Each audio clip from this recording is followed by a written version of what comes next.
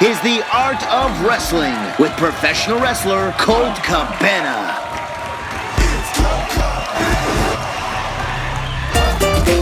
All right. How you guys doing? Come on in, sit down, relax. You're about to listen to The Art of Wrestling, a professional wrestling podcast. It's a life podcast. It's a personal journal. It's an entry into the minds, the souls, the hearts, and the lives of the people involved in the world of professional wrestling. I am your host. My name is Colt Cabana. Hello. There's a green room over there. Watch him.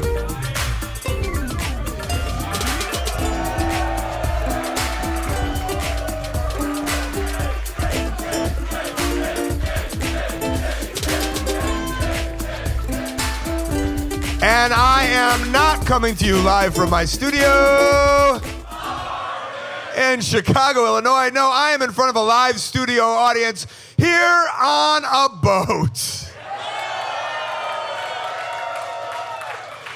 Before we go any further, this is a fan-supported and listener-supported podcast supported by people just like you. We give it to you free of charge every single Thursday. ColtCabana.com, iTunes, SoundCloud, wherever you get your podcasts from. A couple great ways that you can support, rate, review, and subscribe on iTunes. Tell a friend, tweet it out, Facebook it out, Instagram it out. None of you can do that here because the Wi-Fi is worth shit.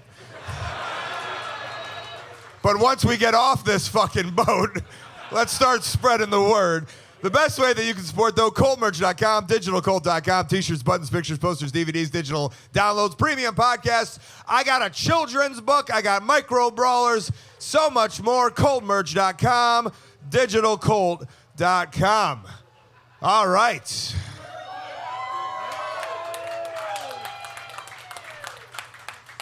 Before we go any further on the live podcast here, whenever I do live podcasts, I always like to have a sidekick, if you will. A friend in need is a friend indeed. And I would like to welcome him up for this episode.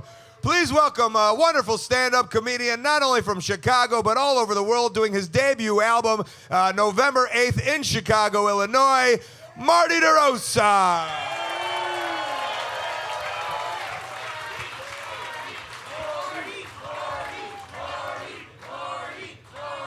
Thank you. I'm wearing my Bret the Hitman Hart vacation gear. Pink Hawaiian shirt and black shorts for those listening at home. I see you more as a Jim the Anvil Neidhart guy. There you go. Little of both. Getting heckled already. Already.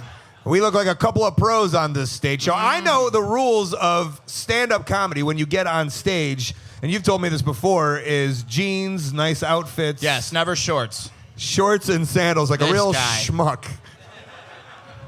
And if you've seen me commentate on Ring of Honor, you'll watch me in those outfits and go, what a schmuck.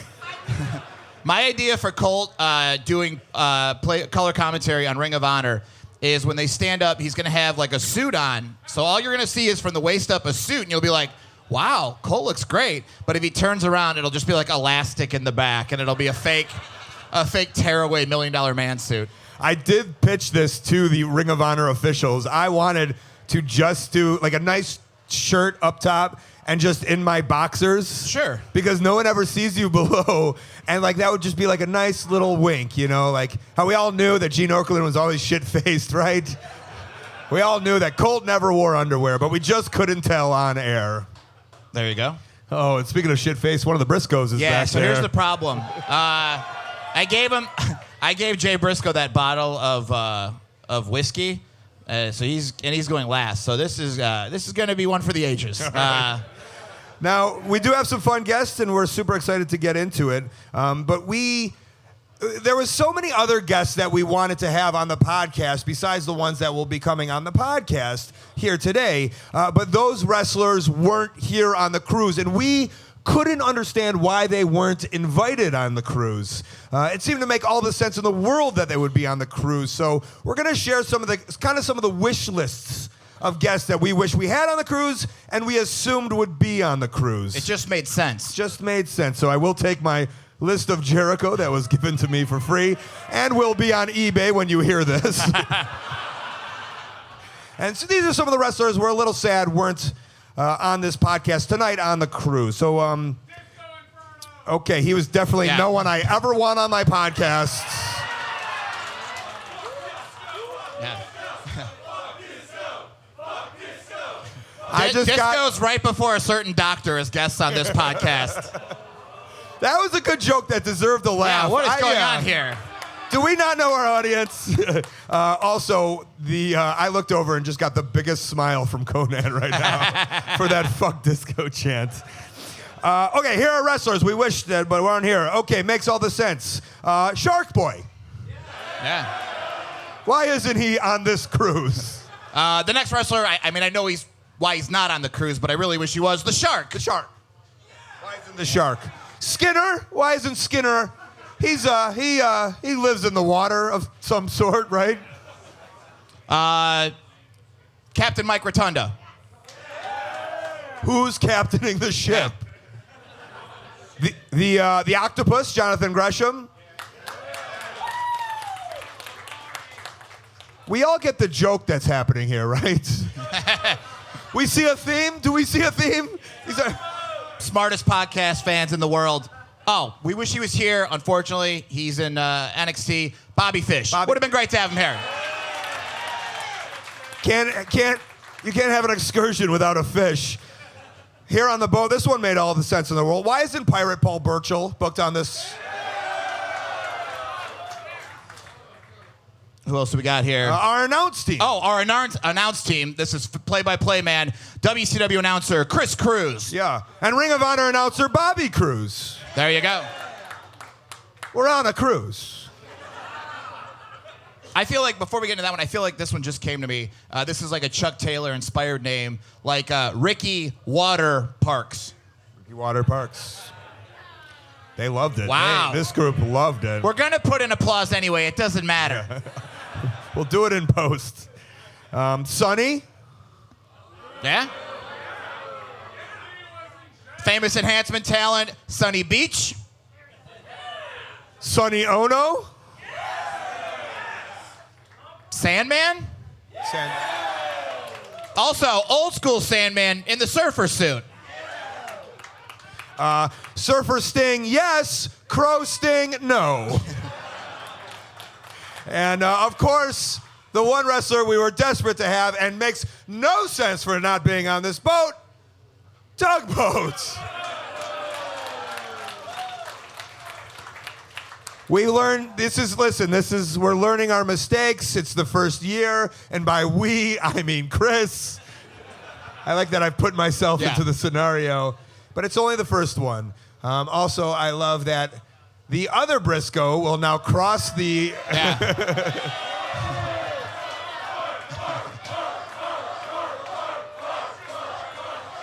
Your green room's over there. Thank you, sir. We'll get you eventually.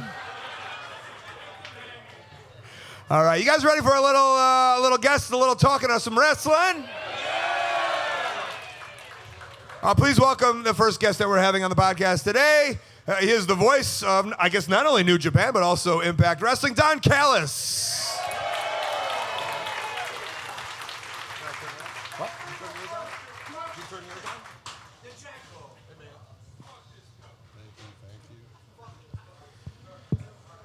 Hello, hello. How's it going? Has everybody noticed his beautiful pink shoes? Oh, yeah. If ever Scotty Flamingo was jealous, it was now. How are you today? Doing fantastic. We did some calling of some action on this boat. We couldn't hear each other because there were no headsets, but we were calling it. I'm sorry, what did you say? We were yelling it. It's a little joke. That was good. Thank you. Yeah, I think as perfect, because this podcast, this boat has been so professionally done. The 6-man team has been unbelievable. Everything has really ran crazy accordingly. But it is weird to do commentary with no headsets when you're just yelling at each other on a boat in open air when ducks are falling down at any time. But that's nice. History was made a little bit, a little bit of Impact, a little bit of Ring of Honor, and then tonight a lot of everyone saw Impact and Ring of Honor wrestling together in the same ring. I think it's good. I think that only on the Jericho cruise could some of these walls get broken down, pun intended. and we could actually see some of those old paradigms of pro wrestling. We don't work with this company because we work with that company. That stuff all needs to go away because ultimately the companies don't just benefit, but the fans do as well. Yeah. A lot of people don't know this. A long, long time ago, there was going to be a wrestling cruise, and Team WWF was going to take on Team NWA, and the Horsemen were going to be dressed as Pac-Man and Ghost. It was going to be awesome.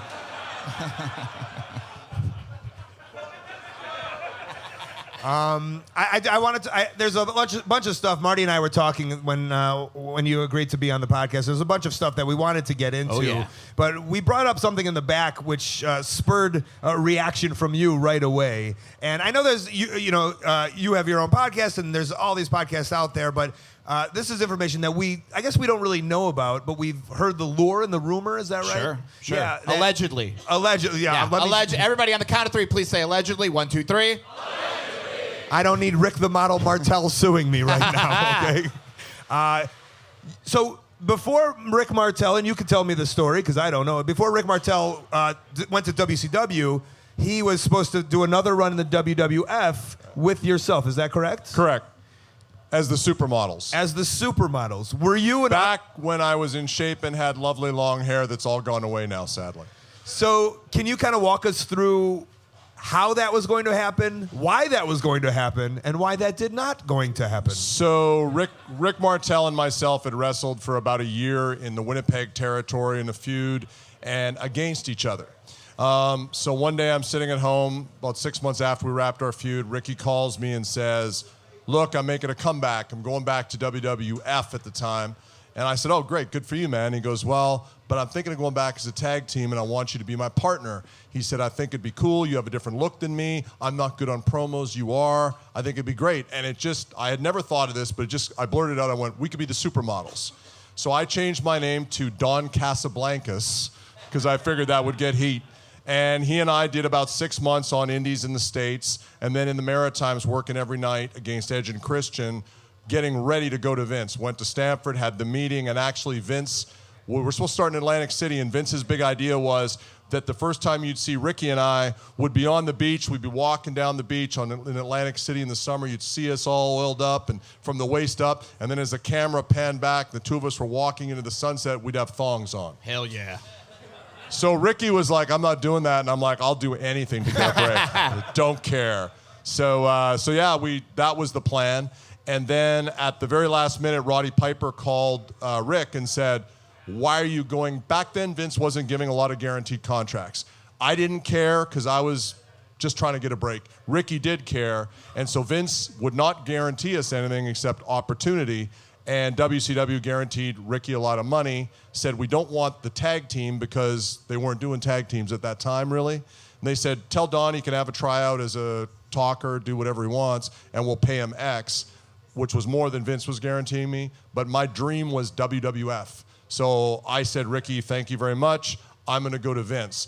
At that point, I now have nuclear heat with Bruce Pritchard because Bruce now does not believe that I didn't know anything about any of this and doesn't believe I actually have an opportunity with WCW. He just thinks that I'm odd man out. So I called my friend Bret Hart, and Bret said, let me handle it. So a couple days later, because Bruce was basically going to pull my contract offer, Bret calls me back a couple days later and he goes, Vince says you're booked. He wants to put you with the Hart Foundation because at the time Brian Pillman was having an injury situation, wasn't making dates. They're like, come in, be the spokesman for the Hart Foundation. I thought, this is so cool. What a great way to come in. And then 2 days later, Bruce Pritchard called me and said, Don, do you watch our TV? Have you seen the Truth Commission? At which point I knew I was fucked. And I was instructed to shave my beautiful long hair, go and find some riding pants, and get a red beret. And the rest is history. It's funny you say that because I was actually supposed to beat The Undertaker at WrestleMania, and then I became Scotty Goldman. So very similar situation. They said go to the Scotty Goldman store and get some Scotty Goldman singlets. I would have killed for the Scotty Goldman gimmick back then, I'll tell you. Yeah? Absolutely, instead of the Truth Commission. Really? Absolutely. I mean, I remember the Truth Commission. I guarantee nobody remembers Scotty Goldman. Sometimes it's bad to be remembered. Fair enough. You hated everything about it. Well, I mean, I'm not a good enough actor to be a militant sergeant at arms in an army. Like that just was never. It's totally contrary to everything. I was a chicken shit flamboyant heel, and I knew I couldn't do that.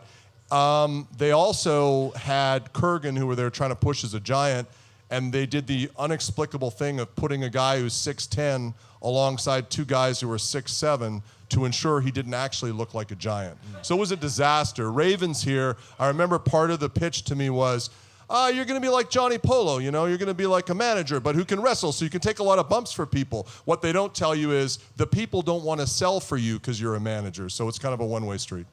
Marty and I both kind of, as you brought up Kurgan, who's a huge star now in the world of Hollywood, we were both intrigued if there's just... I mean, we hear the Andre the Giant stories, and I remember as a teenager watching, WWE, being there live and just looking at Kurgan. He's just a giant human being. We have similar friends in the Maritimes who have traveled the Maritimes. They always say what a sweetheart he is. Too nice. Too nice. Too nice, because he would let people take advantage of him because he was just such a sweetheart. So nicest guy probably I've ever met in the business. But that doesn't serve you well when you're a new guy, and 97 in WWF was highly competitive. Everyone was trying to take everybody's spot. So for Kurgan to kind of get manipulated here and there in match situations was really not a good thing. Was there... Yeah, he was obviously being, like you said, driven to be this monster, but ended up going into the oddities, and that was kind of the fall of it. Was there this big idea, the push to move him as his top star? So when I went there, they told me we're grooming him to work with Undertaker. And I said, that's great. Oh, me too.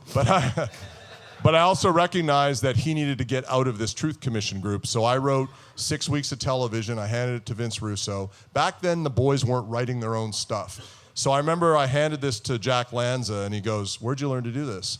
I said, I don't know. I used to write TV in Winnipeg, and this is what it is. And the whole angle was to break Kurgan, who was called the Interrogator, away, give him just a black outfit. I was a big mark for the movie The Highlander, so Kurgan was a name that I chose for him. We did the claw bomb as his finish, and the idea was to break him away.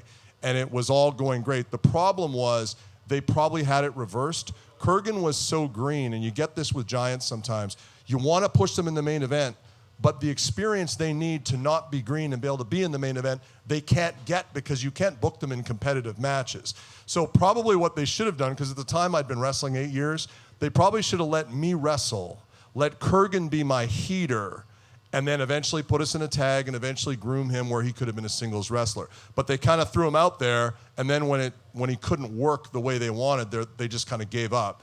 The real coup de grace for him that killed it was we're at WrestleMania and they had the after party. And he had his wife there, and everyone's up having a good time. And he goes to get up with his wife. I said, where are you going? He goes, I'm going to go and dance with my wife. And I said, don't do anything in front of Vince that you don't want to do in front of 1 billion people. What are you talking about? And he got up and started, I don't mean slow dancing. I mean, he was dancing. And it was hilarious because he's 7 feet tall. And I'm not watching him, I'm watching Vince. And I saw Vince's eyes catch this dancing giant, and I went, we're fucked. And the next week, ladies and gentlemen, he was a dancing giant on TV, and I no longer had a heel giant to manage. I find it truly interesting that you see these political things right away. The idea of I should write 6 weeks. I know not to dance in front of Vince McMahon because that's really inside baseball wrestling stuff where some people don't know, they just want to go and wrestle, but you have this information right away. Although you haven't really been in WWE that long, and you were just doing the indies in Winnipeg and Canada. Right, I'd wrestled Japan, Puerto Rico, South Africa, Lebanon, Europe. So I'd been everywhere, but I was able to recognize kind of like, okay, don't do that because I know what's going to happen. But where does that political mind... Why does your head differently work, and still does to this day, than some of the other wrestlers? I think because, and this is a thing that's missing in the business, I was in cars with Rick Martel, Mad Dog Vachon, Bad News Allen, Jim Brunzell, guys who had been around the business and the territories. They clue you in to stuff like that. I used to say I learned more working 1.5 hour match with Rick Martel than I had in 4 years working guys on the road. It's an encyclopedia that you gain. I learned stuff I learned from Raven in ECW that I still use to this day. You know, ways to, as Raven used to say, negotiate a finish. These are valuable lessons, and I worry that they're not being told anymore. So that's kind of where I picked it up. And it's nice that you're help leading a new charge with Impact, and a lot of... I don't want to tell any of them how to negotiate a finish because I just want them to do what the fuck I tell them. Right, exactly. And then please plug Impact and what you got going on and anything. Yeah, man, just check us out, Impact Wrestling, impactwrestling.com. You can follow me or any of the stars on Twitter that you saw tonight. And I just think, you know, we've been here since January. Scott D'Amore and myself came on with a mandate to turn a company around that had been down and out for a couple of years. A lot of mistakes had been made. And, you know, we've tried to make it a fan-friendly product and also a product that the wrestlers can be proud of. So we've totally rejigged the roster. You saw some of the folks tonight like Johnny Impact, Brian Cage, Sami Callihan, LAX. This is a brand new roster from what you would have seen even a year ago. So we're pretty pumped about it. Don Callis, everybody. Thank you, guys. Thank you, Don. Thank you very much. Thank you. Nice. So now we add to the list of things not to do in front of Vince: sneeze or do the Running Man. Or tell him you're Jewish. Or tell him you're Jewish. There you go. Where was Don back then? Yeah. Where was my car ride with Don? Yeah. Colt, you're Italian when you go into Vince's office. That's all you're going to say. Irish. Irish. You're there you go. Irish. And you're balding and you have a sweet blonde mullet. Okay. If only.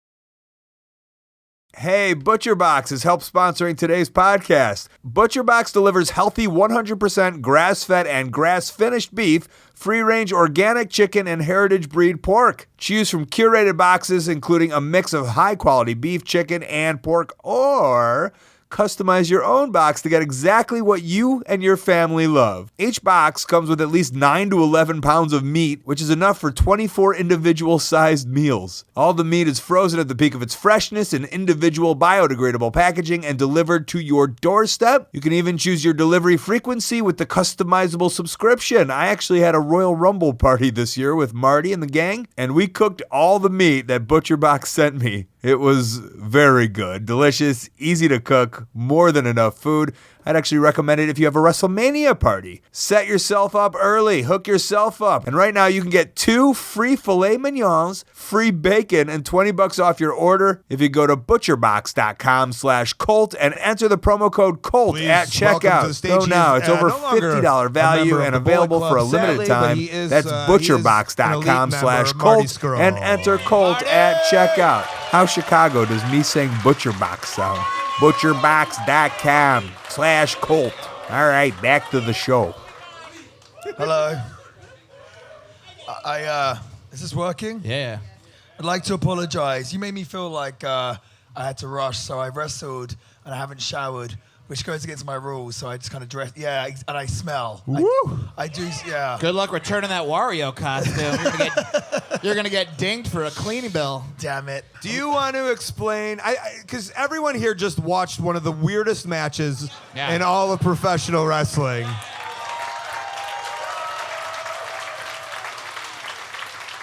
And never do you get to just then come to a podcast where someone in said match can kind of give you the director's notes, I guess, if you will. Maybe help explain and then explain the explanation of the explanation, please. There's not a lot to it, to be honest with you, mate. Did you buy those costumes in the Bahamas? No. Matt brought them. Basically, the last couple of years, it's been a tradition to dress up for Halloween. Well, actually, that's always been tradition for Halloween, right? What a tradition! Have you guys heard of this nonsense, dressing up on Halloween? It blows my mind. England's weird. Yeah. Being the elite, they started YouTube, they started Twitter. Christmas. I said, Matt, Nick, let's have a turkey on Thanksgiving. It's gonna be wild. No, so a couple of years ago, it was before I was involved. I guess Kenny and the Bucks did the Ghostbusters, and then last year we did Aladdin, which we did not clear with New Japan office. We hid downstairs and got changed, which for Kenny, who's like untouchable, is fine. But I think I was on my second tour of Japan, and I was like, am I going to get in trouble? Because we didn't tell anyone, and it was... You weren't even Aladdin. No. What were you? Jasmine? No, I was Aladdin. What are you talking about? What was Kenny? The princess. Basically, it was like, we need to dress up tonight. I was like, okay, whatever. What do you want to dress up as? Kenny's like, I don't care. I just want to be the girl. Whatever it is, I want to be the... So we spent, legit, we spent about 2 hours in the big supermarket, Don Quixote, with our sponsors. And we were going... Fat Ass Massa. Fat Ass Massa. Big shout out to Fat Ass Massa. I love you, brother. Put him on the list for next year's cruise. Yes. And we were going through costumes, and in the end, it was like, okay, it's going to be Aladdin. So that was last year, and that was a little awkward because obviously it was New Japan, which is the king of sports and everything else. But the fans in Kurokan, they loved it. And then this year, I guess, Matt just said, okay, we're doing Mario. So, dude, I'm just here to do my job. So. Do as I told, you know what I mean? I've had 10,000 matches this week. I've done everything. Yeah, today I've done Jericho's podcast, Jim Ross's podcast. I've wrestled. I've got a karaoke to host tonight. And then my good friend Colt Cabana asked me to come to his show as well. So Iron Man. Your new nickname's the Iron am Man? I getting paid for this? Of course. Yeah. Okay, fantastic. I'll shut my mouth. But no. I like to think there's some costume maker, costume provider, and Matt's just like, hey, and they're like, oh, the guy who bought all the dicks last time. What can I get for you now? Like, dude, don't ask for vagina costumes. It's too weird. Oh, right? we should have just done the dicks tonight. That would be fantastic. Yeah. Did you choose to be Wario? Yes. That was a fight, though.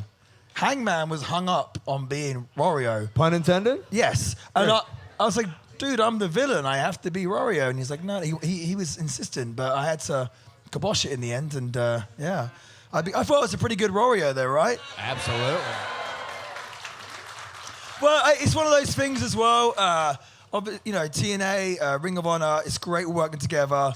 At the same time, it's the end of a great vacation for everyone, and we've had a lot of really, really good matches. Like I said, I've been in a bunch of matches this weekend. Last night, Bullet Club, Alpha Club, we tore the house down. Wrestled with Flip Gordon, had some great matches. Me and Rhett Titus, fantastic matches. And then tonight, it's like, okay, let's let our hair down. Let's just have some fun. Let's enjoy it. And, if we're enjoying ourselves, then the fans enjoy themselves. So, yeah.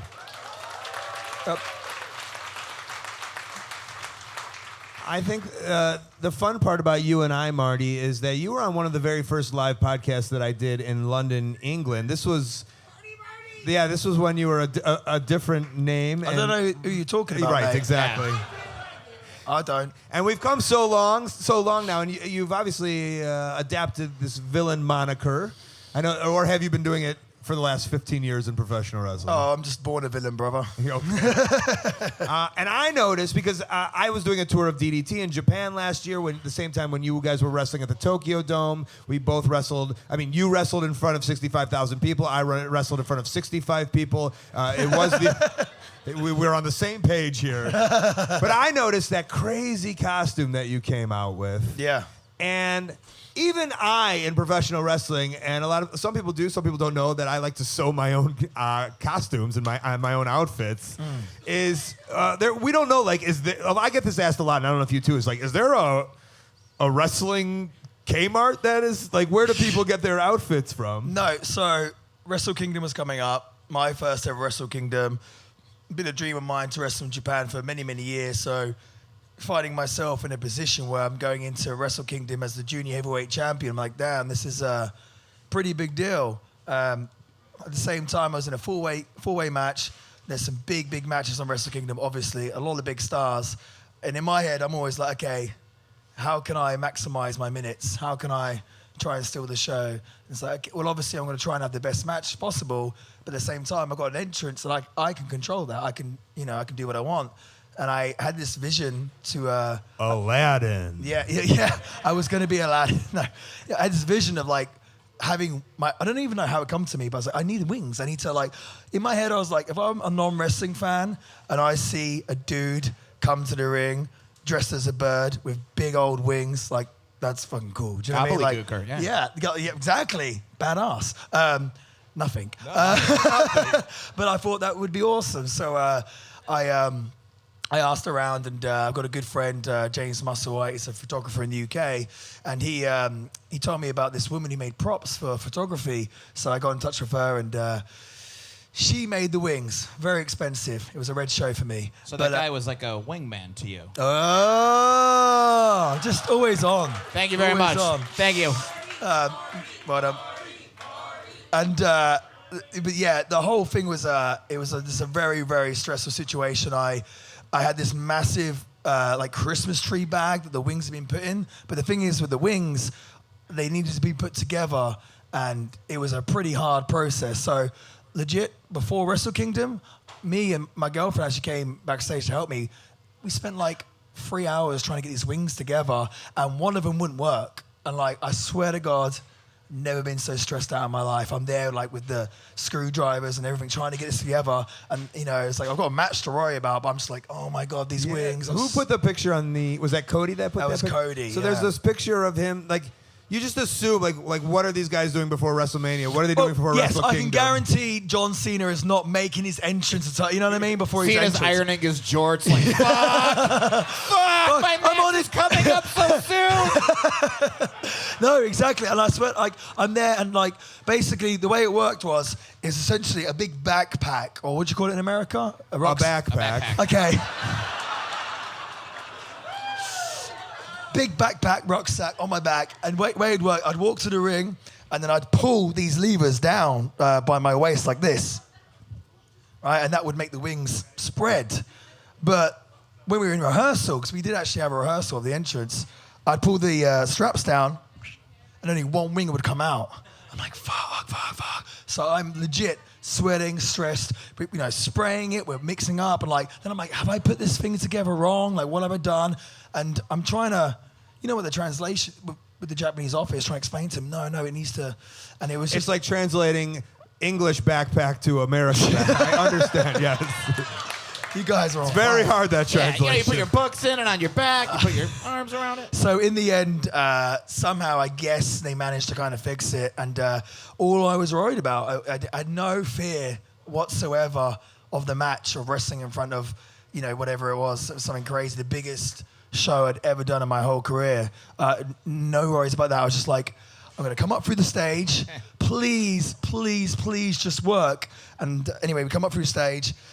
These things, I pull as hard as I can. But the thing is, I have a mask on as well, so I can't even tell if the wings have worked or not. But so I'm getting to the ring going, did my wings work? Did my wings work? Did my wings work? I was like, yes. I was like, was it cool? I was like, yeah, it was fucking awesome. I'm like, yes.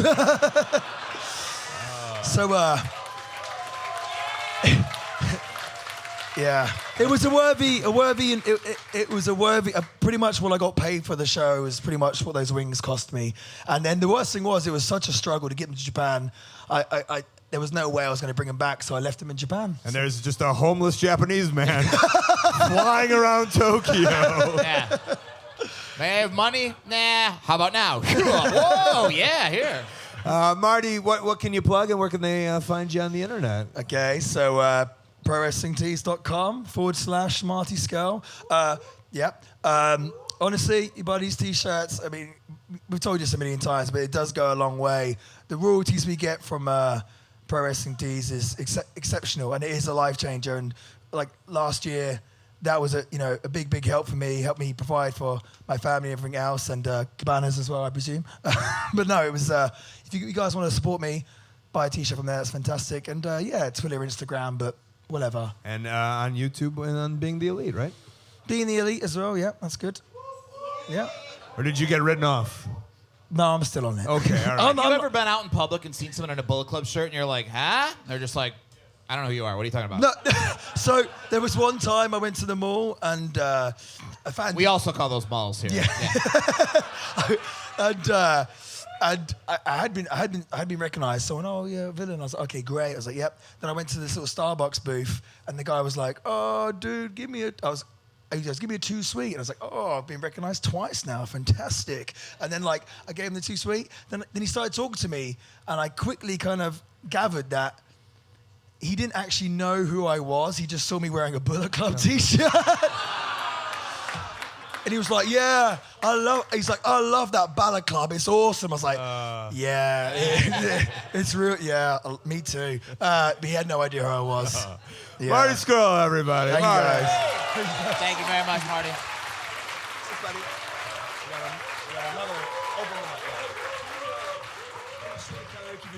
Karaoke tonight on the 13th deck.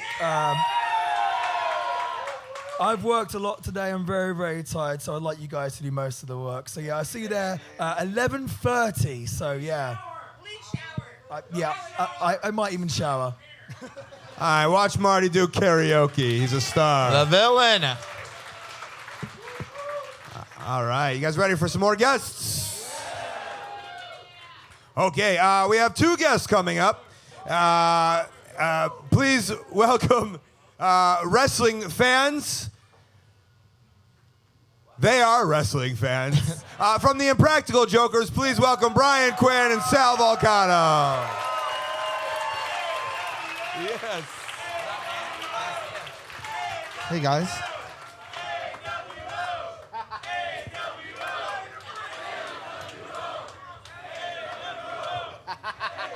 Sal and Q, this is Marty, if you haven't met Marty over Hello, here. sir. again, Good Sal. to see you. How's it going? Now, Q, there was a chant out there, and for those of you who don't know, or those at home, maybe we can help explain what the AWO is, and the faux hawk that you're rocking right now. That's right. That's heel heat right there. I am the greatest heel that has ever graced professional wrestling. My name is, what was it? Mike? Brian Abrasive. I'm kidding. Brian Abrasive. I just am kind of a low-key douche. I say things that annoy you, but I just noticed the collar. you can't. You've been walking around There's subtleties, a lot Right. of subtleties You've going been on. walking around the boat with this guy, and you haven't noticed why you've been getting dirty Yeah. looks like, we're famous. People are like, ugh. No, I don't, I just say things you just kind of could get offensed, but not really. Like, you're kind of a pussy if you get upset about what I say. So the AWO is the Abrasive World Order. And if you're AWO, you're AWO for life. That's it. And there's no touching. That's the bowing thing. Yeah, you got to bow. Don't touch me. So, Sal, maybe you could explain what happened on the podcast that we did today. No, we decided to come up with, we made up wrestling personas, a little backstory and some finishing moves, and we discussed them on our podcast today. Brian came to the table with a singular one, and it was Brian Abrasive. And I made up 10 of them, and none of them were for me. So he decided to come into character tonight, and this is Brian Abrasive. There you go. I was gonna be Devin from the corner. That's a guy. He's a meth addict, and nobody wants to touch him, so he's undefeated. So that was my big one today. Now, is Devin from the corner? Is he a babyface or is he a heel? I gotta imagine he's just a face because like he just walks in and everyone just waits and then like he wins by count out all the time because nobody wants to catch like hepatitis or other ailments from him. So I like a guy who is a meth addict yet is still achieving something in life. So he's a face. He's a face. Devin's lucky ECW is no longer around, because if he showed up there, they'd be like, one of the boys. Get in here, Devin. And at the merch stand, is he selling crack and Yeah. No, he's not the merch stand, but you'll find his people floating about, and they will sell you meth. Okay. Yes. He's in the parking lot, like anybody going to my neighborhood Yeah. after the show. It was either him or the zoologist. That was my other guy, and I figured he was amazing because, like Jake the Snake brought Damien, but the zoologist can bring any animal at any given time, and then just lay it on top of you after you lose. So you could get like a fun thing too, like just like a baby alligator or just like a fun thing, like a parrot or a toucan. You lay that on someone after you DDT him. That'll be a fun juxtaposition. Now, is the zoologist, is he bringing these animals from town to town, or is he striking up a deal with the local zoo? Colt, it's unclear at this point. Okay. Yeah. But we will figure that all out, and that will all your questions will be answered eventually. That would be great, like an unexotic animal collector, like an evil character. He's an unexotic animal collector, and like he would see like, Coco's parrot and be like, I must have that parrot. And they're like, you can buy one at the store. He's like, no, I must have that parrot. That snake is wonderful. Gentlemen. Yes. Yeah. First of all, your TV show Impractical Jokers is amazing. Oh, thanks. That's kind of you. Thank you. And because of your love for wrestling, you snuck some wrestling onto the show, right? Yeah. Oh yeah, we have in the Yeah. past, yeah. Tommy Dreamer beat the With shit out of Tommy him. Dreamer, Yeah, we had Bubba Ray on. We had Velvet Sky on.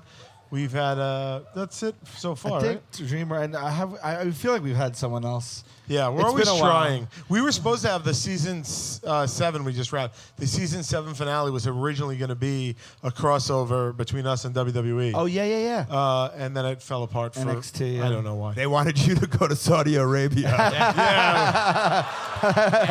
They love jokes over there. It's going to go great.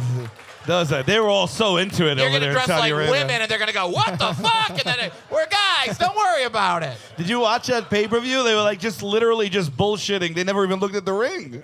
That was crazy. In Lazy Boys. Yeah, that it's was great. nuts. That was amazing. The only takeaway was like, we should all have Lazy Boys at wrestling shows. They're fantastic. Absolutely. Yeah, they've been good friends to us. I actually met the way I met Bubba Ray Dudley was like, it was at this point it was 19 years ago I met him. Were you really there? Yes, that's right. It was on July 4th, 1999. The Brawl at the Beach. It was the ECW, and it was at Bar Anticipation in Belmar, New Jersey. You're not even phased that Mary Kate in the front row was at that show. You go, yeah, of course you were there. We've run past with her before. we're I old always friends. bring one audience plant to say they were there. It makes it feel better.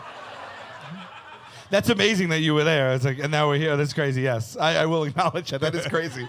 No, it was I had fallen out of wrestling. I had watched like the first 10 years of like 85 like that, and then in 90 I gave it up. And all my friends, we had this beach house for the summer, and they were so into it. So the 19 of us went to see this brawl at the beach, and we were waiting outside. It was like a 95-degree day, and we're online, and I didn't know anything about ECW at the time. And my friends were like, "Oh, that's Bubba Ray Dudley." He just pulled up in his car, and he was getting out, and the place was packed. The parking lot was packed. There's about 300-400 people online, and for some reason I thought it would be funny, I have no idea why to this day, to yell out, "Hey, Bubba Ray Dudley, you fat fuck." So remind you, this is the heyday of ECW, and he was across the parking lot a few hundred feet, right? And I was in line with a few hundred people, so I was like, he's not gonna know it was me. So I said it, and then my friend Jeff was like, "Sal, he's charging over here right now." And I was like, come on, he doesn't know it was me, And I turned, and the parking lot was bumper to bumper cars, and he's jumping over them like fucking Bo and Luke Duke. He's sliding over the hoods of cars, coming at me from hundreds of feet away. And then I said, let me just turn around. And so I'll throw him off. And then I turned around one last time, and there was stanchions. There was like metal stanchions with chains. And he picked up a chain and ripped a chain out of a stanchion. The chain popped out of the stanchion. I was like, this is just not good. He charged right up to me, and my friend's like, he's coming right now. I don't know what else to say. I wish you the best. And I turned around, and he took my Yankee hat off me, and he goes, what'd you just say? And I was like, I just turned into like Rain Man. I was like, I'm just a big fan, I didn't say anything, and he took my Yankee hat, and he just starts slapping me in the face with it. That hurts, though, just so you know. Like, if someone slaps you with all they can with your cap, it hurts. And he was getting whipped in the face, and I didn't want to look up. I thought if I looked up and looked him in the eyes, he could take my head off with one swoop of his hand. So I just kept looking down, going, just a big fan. And he goes, you said it while I was over there, now's your chance to say it in my face. Go ahead, you pussy, or whatever, right? All sorts of expletives he was saying. So I'm like, look, I'm not going to say anything to you.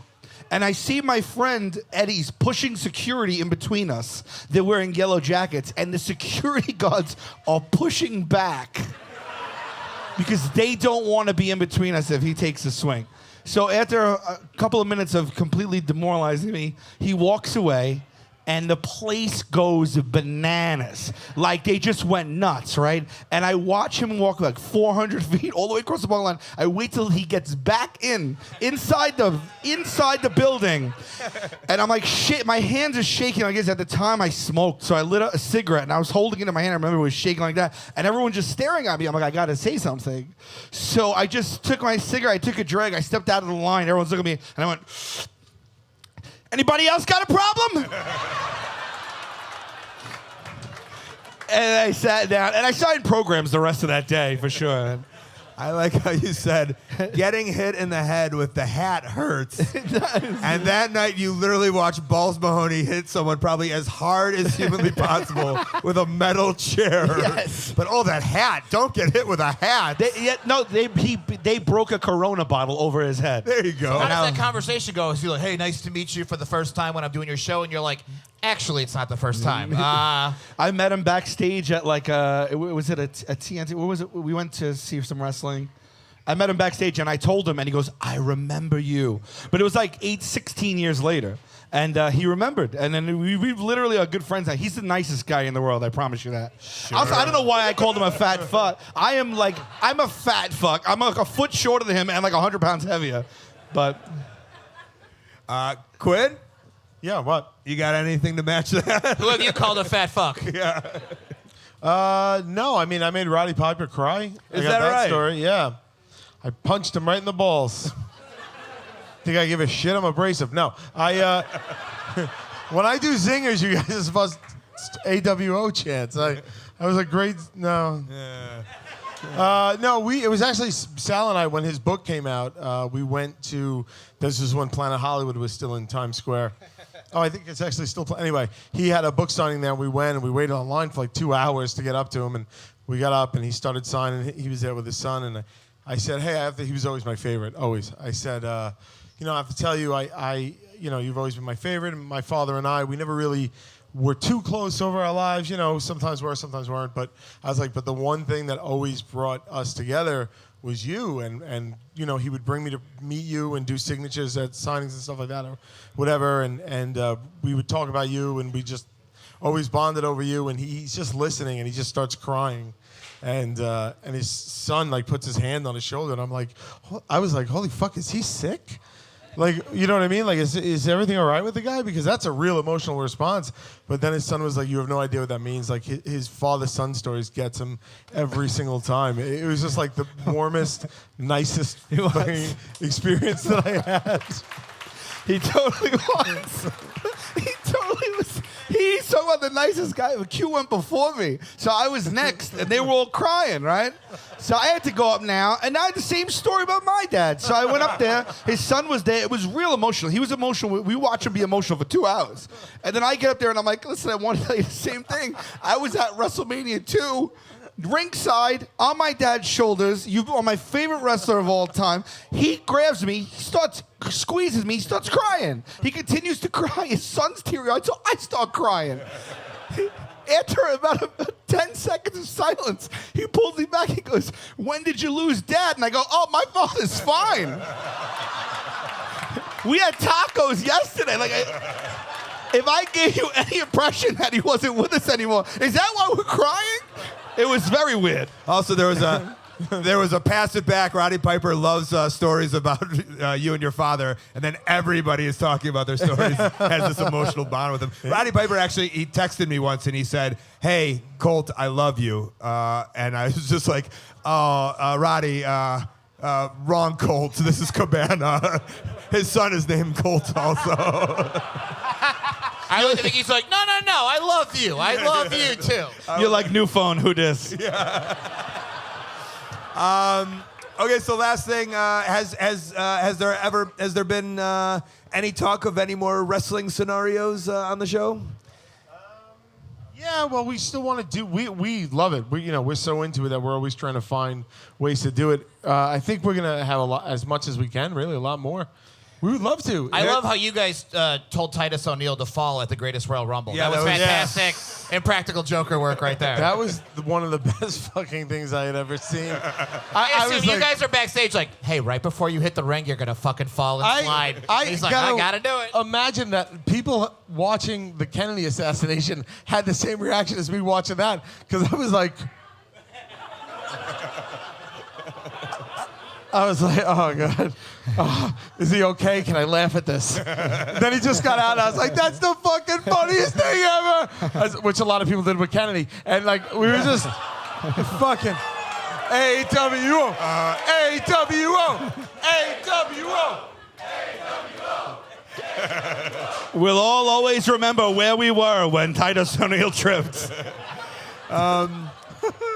Do you guys have anything you guys want to plug or tell everybody listening about? Anything? You guys are doing podcasts and stuff. We have hopefully an Impractical Jokers movie coming out next year, and season 7's ending. It's on still every week. Yeah, they play the shit out of it. This will never end. Well, How can we find your show? It's so hard to find. yeah. At the end of the earth, there's going to be nothing on the planet but cockroaches watching Impractical Jokers. It's just always on. It's its own fucking thing. Yeah, but no, that's it. We're on tour, and it's pretty much it. All right. Sal Q, everybody. Thank you. Thank you. Bro.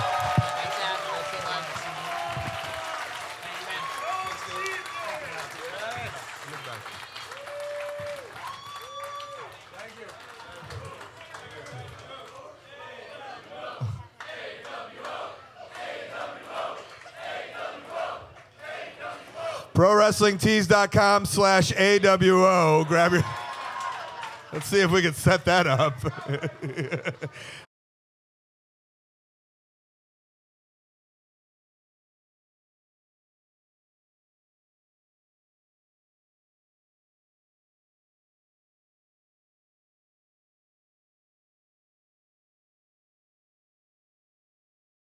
Stamps.com is sponsoring today's show, and not only do I love them, but I use them for years now, even before they started sponsoring me. Postage rates have gone up. That's a fact. But with Stamps.com, you get 5 cents off every first-class stamp and up to 40% off priority mail. And that saving adds up, especially if you're a small business like myself or possibly you. Buy and print official U.S. postage for any letter, any package, any class of mail using your own computer and printer. It's all done online. That means no more inconvenient trips to the post office, especially if you're in Chicago like I am. All I got to do is go down to my mailbox and just leave it. I let my mail carrier get cold. Literally anything you could do at the post office, you could do at your desk. It's what I use to send out Colt merch. It saved me so much more time when I did Road Diaries 3 compared to the original. It's a lifesaver. You should be using Stamps.com, and you can get a 4 free-week trial plus free postage and a free digital scale.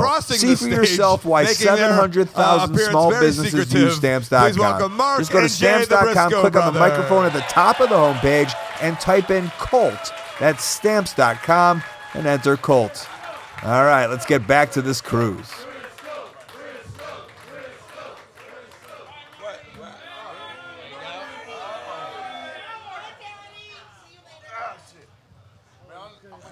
You got to talk into the microphone. Guys, the newest members of Impractical yo. Jokers, the Briscoes. How we doing? How we doing? I think it. Can you hear me? I asked them. Can y'all hear me? Well, I think it's amazing that Impractical Joker guys were here, because literally almost every night of the week I smoke a whole bunch of weed, and then me and my wife, we click back and forth between Impractical Jokers and Steve Harvey on Family Feud. Yes, So, of course. Nothing about that surprised me. Say word, say word. I just want a reality show where you just see all of what Mark and his wife do all the time. After the Kardashians, it's going to get real different. It's the Briscoes. Hey, good thing they ain't had the cameras rolling not last night, but the night before. Hey, man, she whooped my ass. Brother, I'm not lying. She whooped my ass. I don't drink liquor. I drink beer and I drink wine. But 2 nights ago, I drank liquor, and I said some ignorant shit, and my wife whooped my ass. Good. Yeah. She deserved to. But I deserve it. He needed it. He did. You did. I love the picture of Mark Briscoe going, I'm drinking a fine 97 Chardonnay right now. Nothing could go wrong here. I will not drink red wine without ice cubes. You got to put it on the rocks, baby. I don't want my Briscoe any other way. Yeah. Now, by a round of applause, are there wine drinkers in the house? I know nothing about wine drinking, but I have to assume wine and ice is not a thing. Is that correct? Sure it is. Not red wine and ice. No, red wine and ice is a big no-no. Who makes these rules? Yeah, who makes the rules? The Briscoe brothers do. I like it. How many beers deep are you guys right now? About a dozen. Dozen beers? Yeah, about yeah. Did you have some Johnny Walker backstage? Man, I did, and my wife got mad as shit. Oh, shit, I'm sorry. I'm sorry. She's right there. You She's two looking at me right now. She's mad. Look. You two fought each other on the boat. Yeah. Did you enjoy wrestling? It was a great match. You can give it up for Mark and Jay Briscoe. Is that the first Thank you. Is that the first time you two have fought on a boat? That's a good question. Right? Maybe so. Probably in a wrestling ring, yes. I mean, in a wrestling ring, definitely, but... Hey, but let me tell you something about this man. I remember when you bought that boat. Remember that one time you bought that boat? You and Aaron Dole bought that boat. Yes, remember we did. Yeah, we did. Did we fight on that boat? I mean, probably. I don't know. Hey. But this That's season 2 of Keeping Up with the Briscoes. This season, Mark buys a boat. But if you ever should happen to wrestle this man on a boat or off a boat, just know going in that he is as stiff as a wedding dick. Have you ever heard that before? Corny joke. This motherfucker been talking about he was gonna crack that joke the whole time, and it was corny. I have never heard stiff as a wedding dick in my life. Instead of Reach for the Skies on your entrance music, I want it to be stiff as a wedding dick. Okay, who should we start with? Let's start with Mark. Mark, can you tell me the dumbest thing that Jay has ever done? Okay. Hey. That won't get him fired from ROH. Yes. And then no. The answer is no, because there's no way I could reach back and grab just that one particular, because there's millions and millions and millions. Not even hundreds, there's millions. Millions. But, okay, so just the first thing that comes to mind, and it's not even dumb. I'm kind of proud of him. But, so... We're on the way back from an international flight. We're coming from Europe back to the U.S., and he's the very front row, the bulkhead seat right by the bathroom, and I'm a little bit back. And so, you know, I wake up, I got to go piss. I get up, walk, go to the bathroom. I get out of the bathroom, and when I come out of the bathroom and I'm headed back to my seat, there he is in the very front row of the section, passed out with no shirt on. It was hot on that motherfucker. I like to think there's a businessman next to him like, oh, what's happening right now? No, he had a middle seat too, and both the people on the edge takes his shirt off. Say something, motherfucker. All right, shit. I mean, shit. It was hot. I just went to sleep, baby. I just pulled her off, and I woke up in America. Season 3 on Keeping Up with the Briscoes. I looked at the flight attendant and just kind of was like, huh? It was like. They knew he belonged to you? They were like, you guys are clearly together? How about when we got on the boat? Hey, I made it, though. No, with Mark, we were in the line to get on the boat. It was like the talent line. It was very nice. Oh, wow, we're getting special treatment. Mark gets in line. This lady's like, no, get out of the line. You're not allowed here. You're not allowed in here. He's like, I'm a wrestler. Get the fuck out of line. She beelined right towards him. No, back. You guys are over there.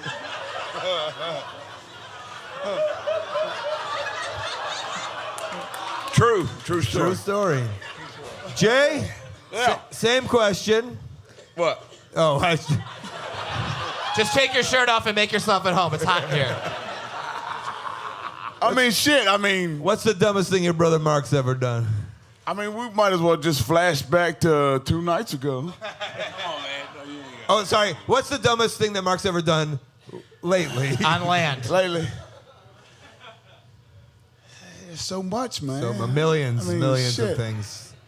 Millions. Is there anything mean- either of you ever said, like, hey, I got to... No, I'm going to tell you right now. There it is. We was, I mean, it just hit me. I mean, it might not be the dumbest, but for some reason, it just hit me. I don't know if y'all ever heard of this drug called salvia. And for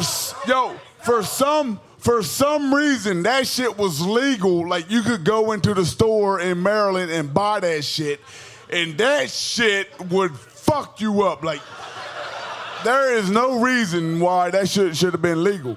But anyway, we bought some salvia back when they was selling it, and I'll never forget, like, we went back home, smoked the salvia, and we was fucked up, and and this motherfucker, like, I mean, it really did feel like it was like a conveyor belt. Like, it felt like the room was a conveyor belt. Like, the floor, wall, ceiling, floor, like, you know what I mean? Like a box.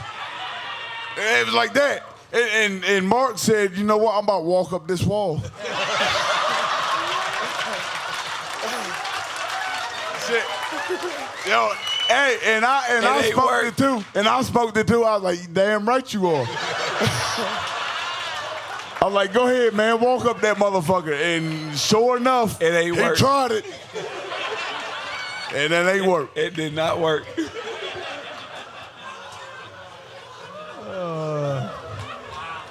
One last question I do want to ask, because you guys wrestled on the boat, but you have wrestled before, and if we can see Mark's beautiful smile right now, he is missing a couple of teeth, and maybe you guys could help tell that story of how that happened.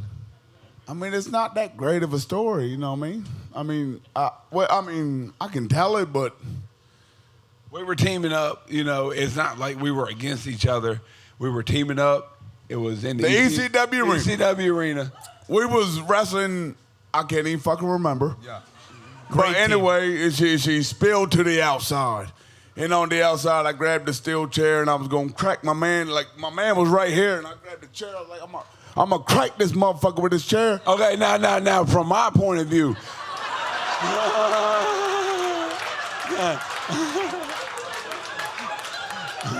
Okay, it spilled to the outside. And I'm whooping dude's ass. Pow, pow, pow. And I'm like, I'm gonna turn around. So I turn around. Anyway, and then here I was with the chair. Right, and I'm turning around. And all I did, I mean, I ain't really do nothing. All I did was like cock it turned back around, and swing it. and he I mean, cocked you gotta back. cock it before you do it. So I said, boom, right as I...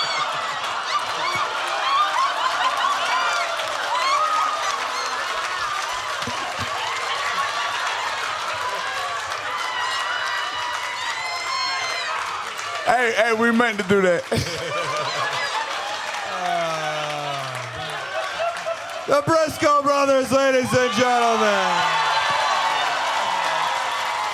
Thank you. You're the best.